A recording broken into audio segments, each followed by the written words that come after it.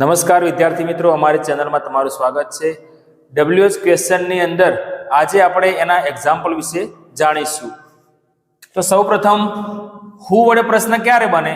તો કે કોઈ પણ નામ હોય એની અંદર કોઈ પણ વાક્યની અંદર નામના નેચે લીટી મારેલી હોય, જેમ કે અહીંયા લખેલું છે કે ઈશન કિશન પ્લેડ વેલ, તો અહીંયા નામ નેચે લીટી મારેલી છે તો એનો પ્રશ્ન આપણે બનાવીએ તો નામ નીકળી જાય અને હુ પ્લેડ વેલ, બરાબર।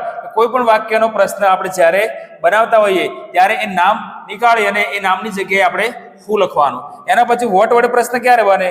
તો કે વોટ એટલે કે શું? તો કે Neha makes pizza for us. તો નેહા છે શું બનાવે છે? પિઝા બનાવે છે। તો આપણે પ્રશ્ન એવો પૂછવાનો કે નેહા એ અમારા માટે શું બનાવે છે? તો અહીંયા વર્તમાન કાળ હતો એટલા માટે અહીંયા ડઝ આવશે। વોટ ડઝ નેહા મેક, અહીંયા એસ નીકળી જાય કારણ કે આગળ આપણે ડઝ મૂક્યું, બરાબર। એના પછી ફોર અસ, તો કે what does Neha make for us, કે નેહા અમારા માટે શું બનાવે છે। એના પછી વેર, વેર એટલે ક્યાં? તો કે they went to Surat last Sunday, કે તેઓ ગયા રવિવારે ક્યાં ગયા હતા? સુરત ગયા હતા, બરાબર। તો સુરત શબ્દ નીકળી જશે અને એનો વેર વડે પ્રશ્ન બનશે।